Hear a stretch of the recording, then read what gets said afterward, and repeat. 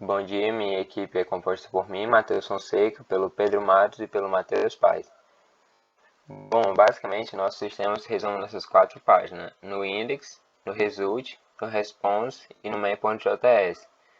Basicamente o index é onde vai ter as linhas e todas as linhas vão ser adicionadas dentro dessa DivBox através de JS, de acordo com o que o usuário vai requisitando, se ele quer uma nova linha, se ele quer uma linha com axioma, se ele quer uma linha para hipótese ou para modo response, e assim por diante. Ele vai adicionar, deletar e assim por diante. Bom, aí tem a página result, que é basicamente a mesma página, só que ela exibe o resultado. Aqui ela está dando um include na função response.php, que é onde ocorre toda a lógica da função e retorna a resposta, que é uma função que gerencia toda a resposta da página. Olá, meu nome é Pedro e dando continuidade, eu vou falar sobre a função array_toString. Como o nome já fala, ela vai transformar um array em um string. Obviamente, ela recebe um array como entrada e aqui dentro ela inicia uma string que começa vazia e depois vem para esse for. Esse for é para concatenar cada posição do array na string. Ele começa com i igual a zero, o contador igual a zero, e esse contador vai percorrer todo o array. Isso aqui é uma função própria do PHP que retorna o tamanho de um array. E aqui ela vai concatenar, né, a posição do array na string. Depois ela vai só retornar a string que gerou. Agora falando da função parênteses pattern, que vai ser uma função para padronizar os parênteses para evitar erro e ficar melhor de trabalhar, ela vai receber uma de entrada, né? Uma string, que vai ser a nossa fórmula digitada, vai pegar essa string, e vai eliminar os espaços, que é justamente o que essa função aqui ela vai fazer. Função própria do PHP. Ela vai pegar uma string que a gente queira, vai pegar todas as ocorrências de, no caso, espaço e substituir por nada, justamente para eliminar os espaços. Depois vai pegar a string, que é a nossa forma, já sem os espaços, e vai transformar em um array. É exatamente o que essa função, que também é própria do PHP, ela faz. Transforma a string no array. Depois vai iniciar um contador com zero e uma variável j auxiliar em zero. Agora essa parte desse if aqui é caso a forma ela comece com parênteses. Aqui, ó. Se a fórmula na posição j ela for igual que é zero, né? Ela foi igual a parênteses, ela vai entrar aqui nesse do while, que vai executar pelo menos uma vez. Já dentro do while, esse if else aqui é para trabalhar com abre e fecha dos parênteses, que é exatamente cada parênteses aberto, o contador vai incrementar, e cada fechamento do parênteses, o contador vai decrementar. Aí o j++ incrementando é para percorrer o array. E esse fieldzinho ele vai ficar executando até que o contador enquanto o contador for diferente de zero, que concorda que quando o contador for zero, quer dizer que todos os parênteses abriram e fecharam. E além disso, quando o J chegar até o final, né, que é até o final da forma, que às vezes pode abrir e fechar e não ter chegado até o final da forma. Agora essa parte aqui é se baseando no J. Se o tamanho da forma ele for igual ao J, então quer dizer que o primeiro parênteses ele vai fechar com o último parêntese. Como aqui, de exemplo, o primeiro parênteses ele fecha o último parênteses, ou seja, o, o J ele vai começar em zero e vai ter que percorrer todo o vetor, porque até no último caractere ainda vai ter parênteses para fechar. Aí, ou seja, entrando aqui, ele vai verificar. Vai verificar não, entrando aqui, né? Aí vai pegar a nossa forma, que vai ser um string, e vai ser um array, e ele vai transformar de novo para string, que é justamente usando aquela funçãozinha lá que a gente explicou anteriormente. Depois, essa parte aqui é para remover todos os parênteses. Para remover todos os parênteses, não, perdoe. Para remover os parênteses externos. Aqui, ó, ela vai pegar a nossa fórmula, que vai ser a string, e essa função aqui ela é própria do PHP. Ela é meio difícil de explicar, que ela é meio confusa, mas é meio que assim, ela vai pegar a nossa string e ela vai selecionar a parte que a gente quer, eliminando o que a gente quer. Ela vai selecionar só uma parte, mas com base no que a gente elimina. Justamente ela vai trabalhar como se fosse um array. A gente, o array não começa na posição 0, então a gente só vai querer da posição 1 para frente. Esse menos 1 é difícil de explicar, que ela meio que, essa forma, ela meio que, essa função, ela vai meio que, com esse menos 1, ela vai dar a volta na string. E basicamente ela vai eliminar os parênteses. É meio difícil de explicar mesmo. Desculpa. E depois ela vai ficar chamando a mesma função até que seja eliminar todos os parênteses, que nem eu tinha falado. Como exemplo. Então, até que ela não esteja nenhum parênteses. Aí quando não tiver mais nenhum parênteses, ela vai vir para esse else aqui. Já nesse else aqui, ela vai primeiro verificar se ela é uma forma do tipo nare. Eu começo com negação, essas 4 negações só para enfatizar, ou ela simplesmente é só um A. Esse pattern aqui ele é um regex. Ele vai ser um padrão que a gente vai verificar se ele começa com negação, uma ou muitas negações, se ela é do alfabeto, né, de A a Z, e se é apenas um caractere do alfabeto. Aí, esse aqui é só o pattern, né, o regex. Agora ela vai verificar aqui, que é justamente o que essa função própria do PHP ela vai fazer. Vai verificar se o nosso array ele bate com o pattern. Ele vai verificar se está de acordo com o pattern, o regex. Aí se tiver nossa forma, ela vai virar um string. Caso ela não seja dessa forma aqui, ó, quer dizer que ela é uma formazinha normal. A implica B, por exemplo.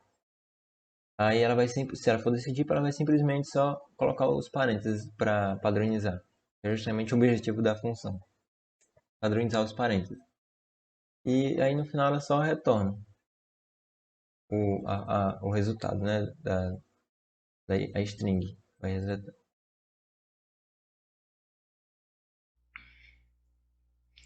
Bem, eu sou Matheus Paes e eu fiquei de explicar duas funções. A função para checar o alfabeto da expressão e checar a sintaxe da expressão. Primeiramente, a função para checar o alfabeto, né? A gente passa a expressão como parâmetro.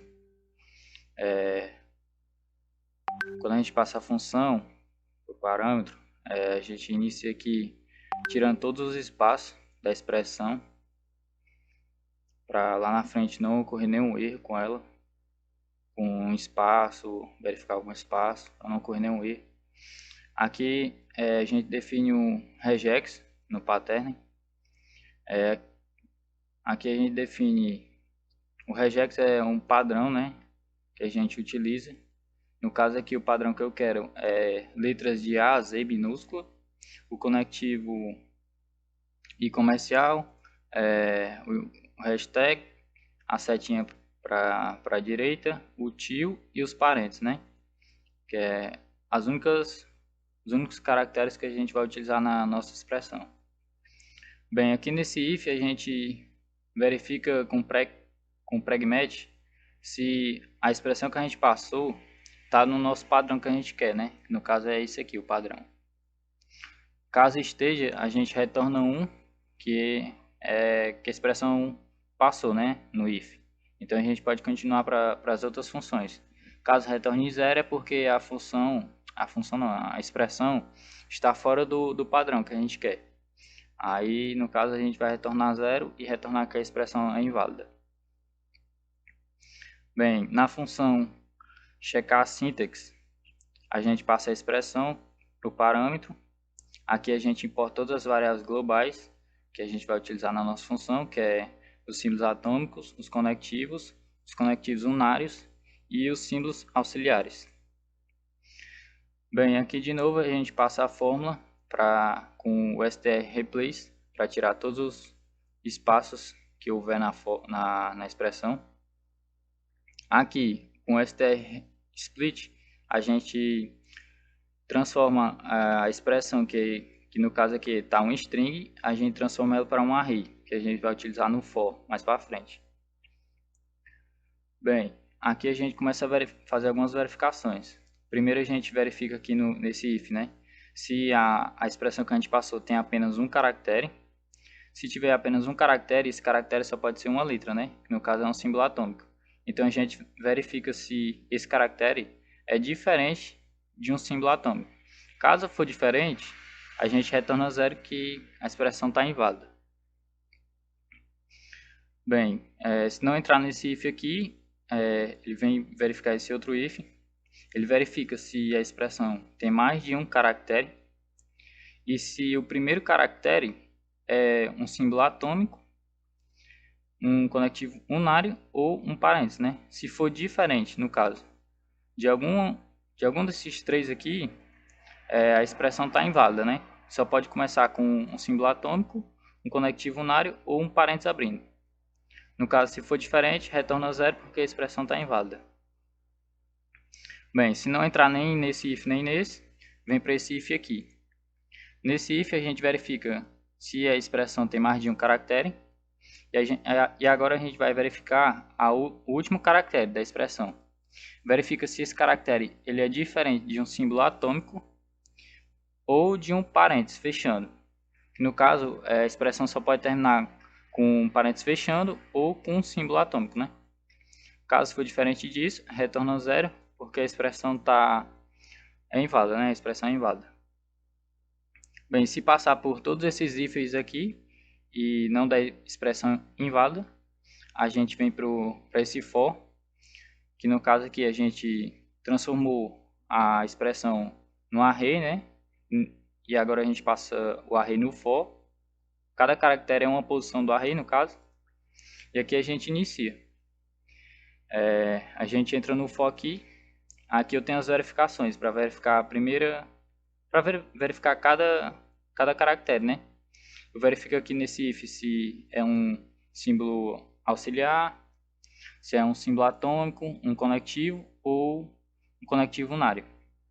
Caso for um símbolo auxiliar, a gente entra no if. O símbolo auxiliar, no caso, é os parênteses, né? A gente entra no if, aí ele começa com essa variável aqui, counter, a gente inicia ela, a gente faz o j receber o i, e aqui a gente faz algumas verificações. Primeiro aqui a gente verifica se o caractere da posição i é um parênteses abrindo. Se for, ele vem para essa verificação aqui. Caso não for, se for um parênteses fechando, ele faz outra verificação.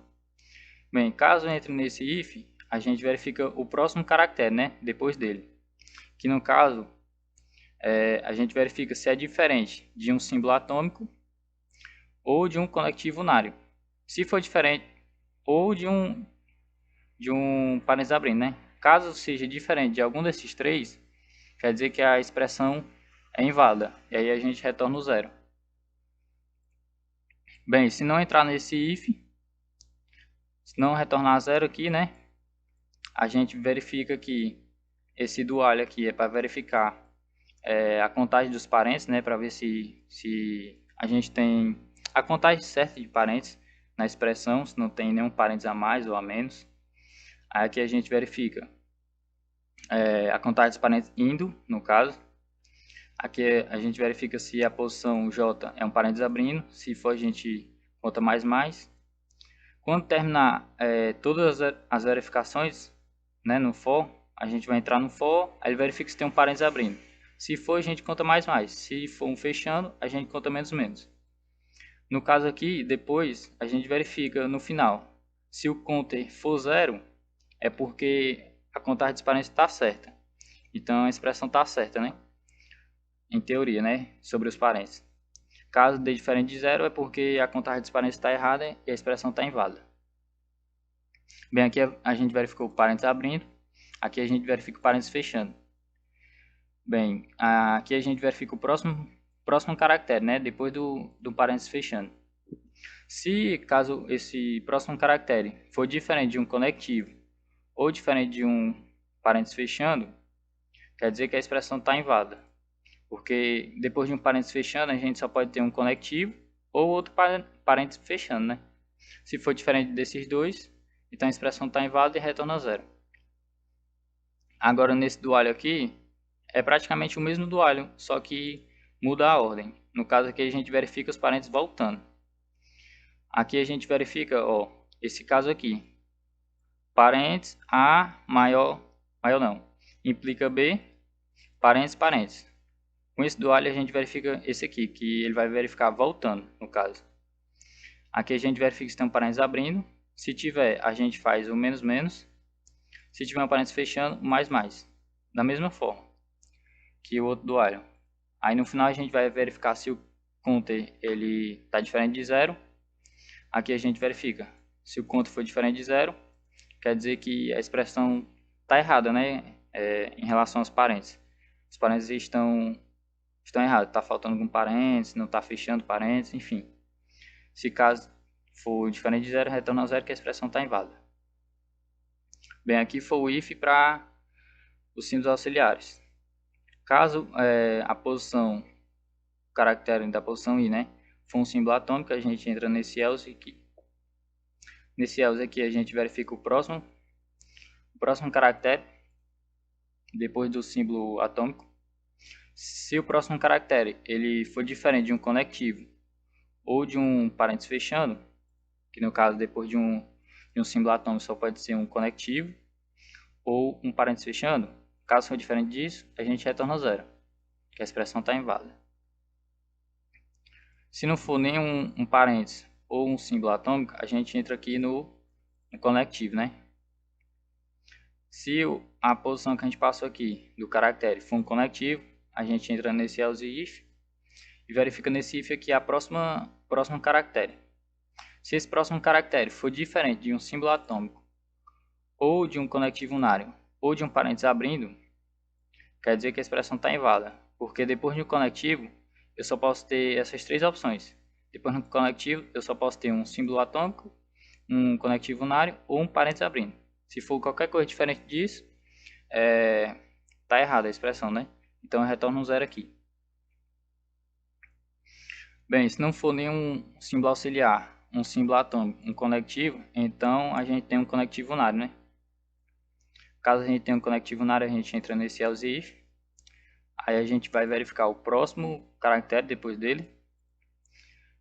A gente verifica aqui se o próximo caractere ele é um símbolo atômico, um conectivo unário ou um parênteses abrindo.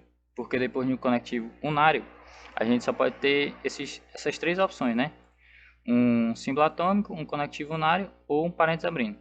Caso seja diferente desses três aqui, a expressão está errada, a gente retorna que a expressão é inválida. Bem, depois que a gente verificou todos os caracteres, né? Ver se está tudo certo, se a contagem de parênteses está toda certa, se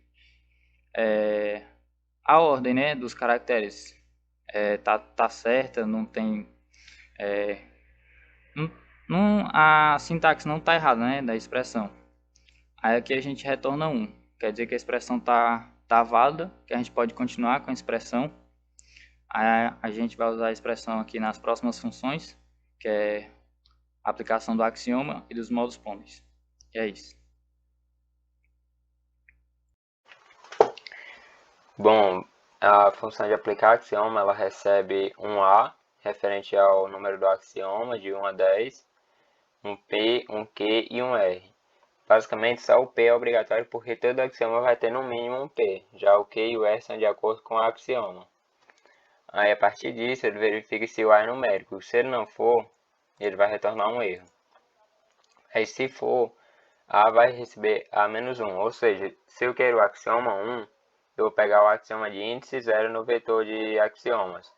Aí, a partir disso, verifique se A é maior que 0 e menor que 9, que é a numeração de axiomas válidos. Se não for, não existe esse axioma no vetor, aí ele retorna o erro.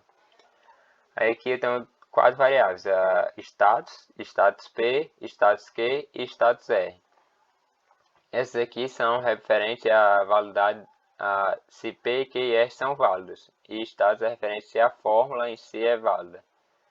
Pode estar um pouco confuso ou estranho, mas é bem fácil de entender isso aqui. Ele só checa o alfabeto de P e checa a sintaxe de P. Se os dois estiver válido, eu atribuo P, status de P como 1, dizendo que o P informado é válido, e tiro os espaços de P. E eu faço o mesmo para Q. Checo o alfabeto, checo a sintaxe e atribuo Q como 1 caso esteja válido, e R também. A partir disso, vou verificar qual axioma ele informou e quais parâmetros eu preciso para tal axioma. Tipo, o axioma 9, que seria o axioma 10 no caso, ele precisa apenas do P. Já o axioma 1, que seria o 2, ou o 7 seria o 8, precisa do P, do Q e do R. E todos os outros axiomas precisam só do P e do Q. Aí, caso o axioma seja 9 e P, o P informado é válido, eu atribuo o status como 1. Assim como eu estou falando aqui, se o axioma é 1 ou 7 e P, Q e R é válido, eu atribuo 1.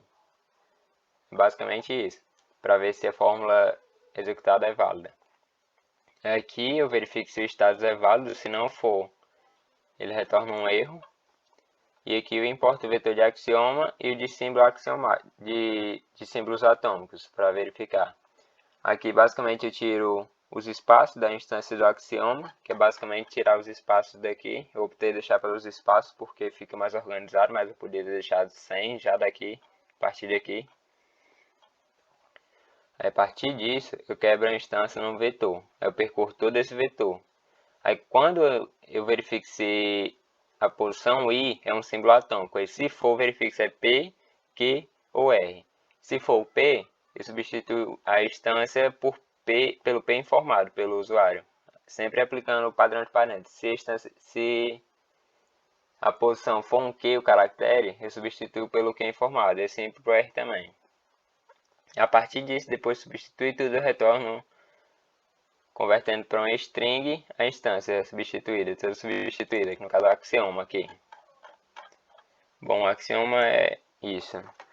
Já o modo exponents, ele recebe a current line, que é a linha atual sendo executada, a numeração referente ao sequente A, a linha referente ao sequente A e a linha referente ao sequente B.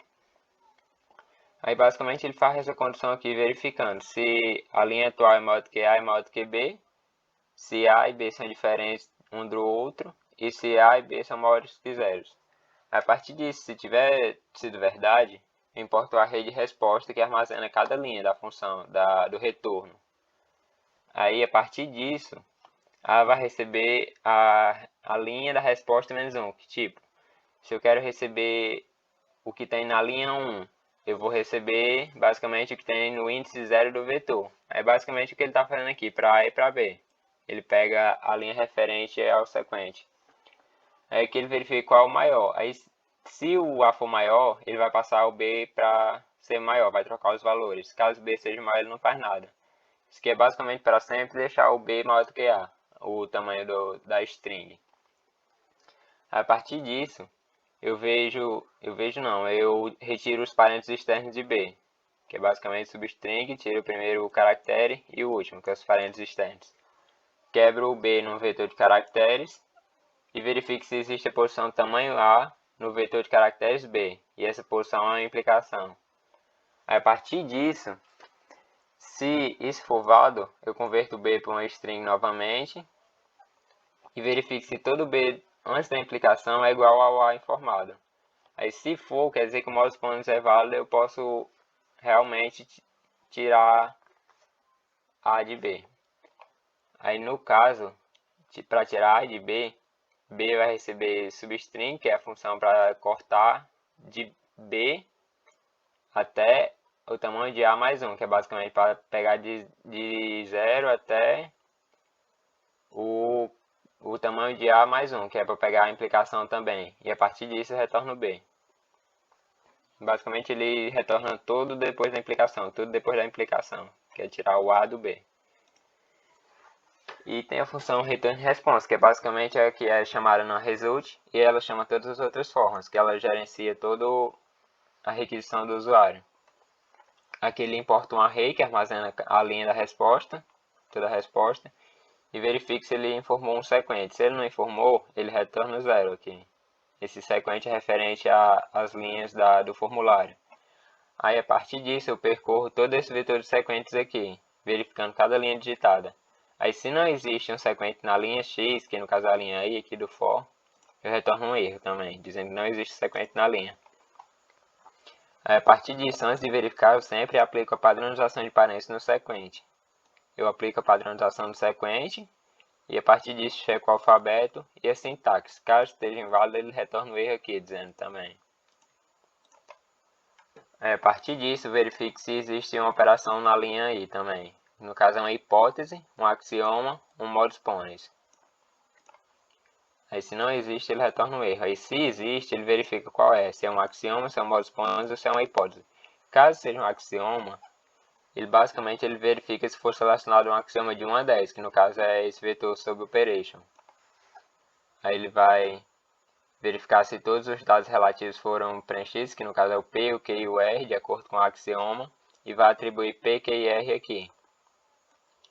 Aí a resposta na posição I, que é como se fosse a resposta na posição 0, 1, 2, 3, vai aplicar o axioma sobre operation, que no caso é a numeração do axioma aqui, e com esses parâmetros de substituição. Basicamente é isso. A resposta vai receber a aplicação do axioma.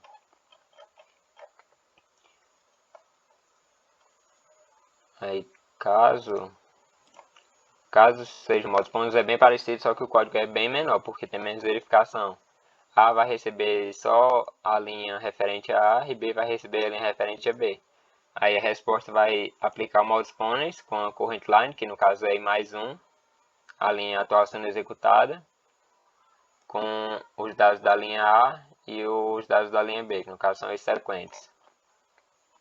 Aí caso seja hipótese, é mais simples ainda. Ele vai basicamente só botar o sequente na response. Mostrar que aquela hipótese foi adicionada na resposta. Aí a partir disso eu vou dar um feedback para ele, que é basicamente isso aqui.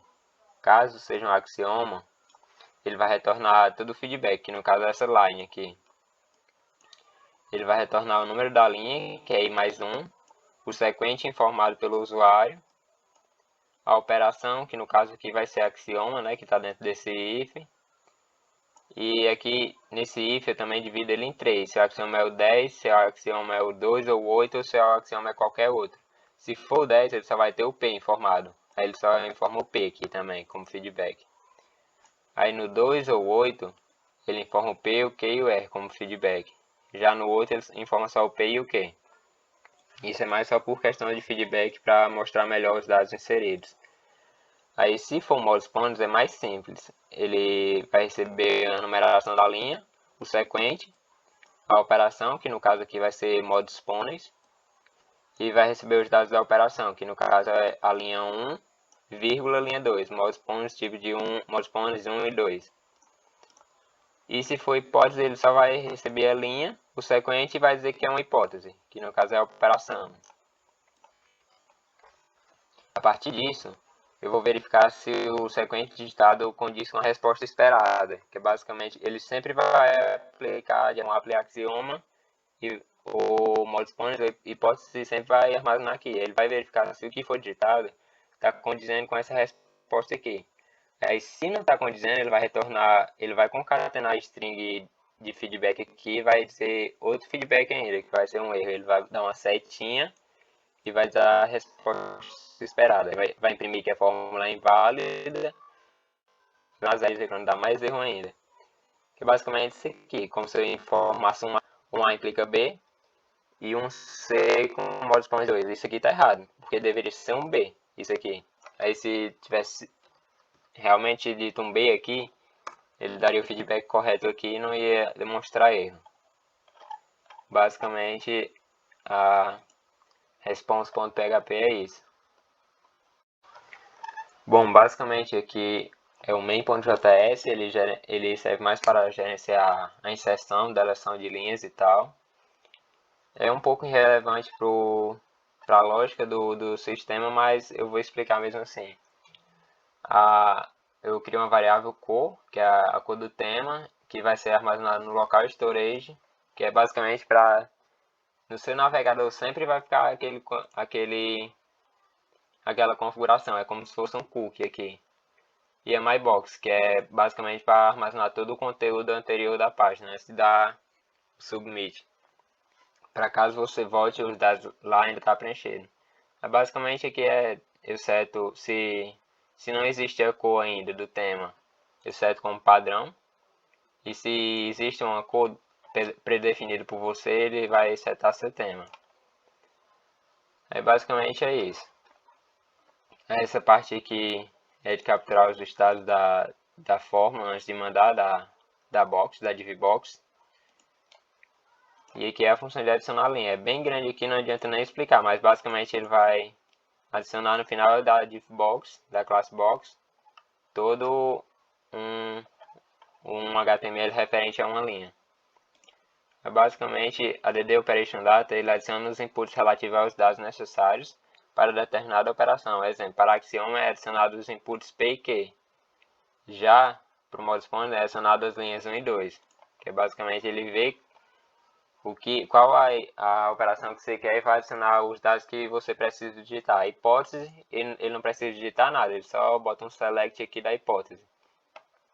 O modo Spawner, ele bota o input de coisa, para você botar o sequente, e bota os inputs referentes da linha, as duas linhas.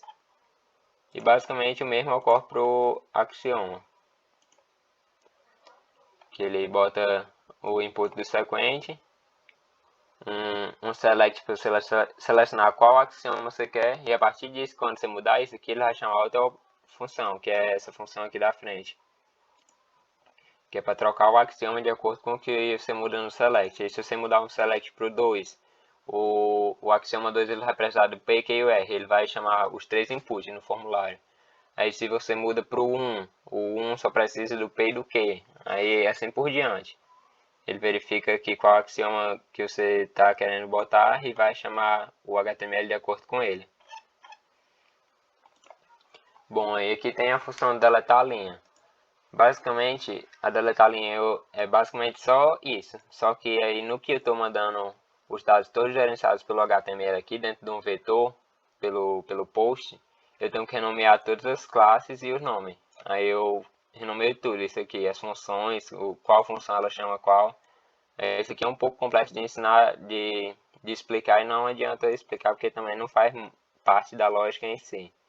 Mas basicamente isso aqui eu renomeio todos os campos, os posteriores, tipo, se eu tenho as linhas 1, 2 e 3, eu apago a 2, eu vou renomear a 3 para receber tudo que tinha na 2. Basicamente isso. E aqui as funções de abrir o menu lateral, que é só isso. Fechar o menu lateral e trocar o tema de acordo com a cor clicada. Bom, nosso trabalho é isso, obrigado. Se tiver alguma dúvida,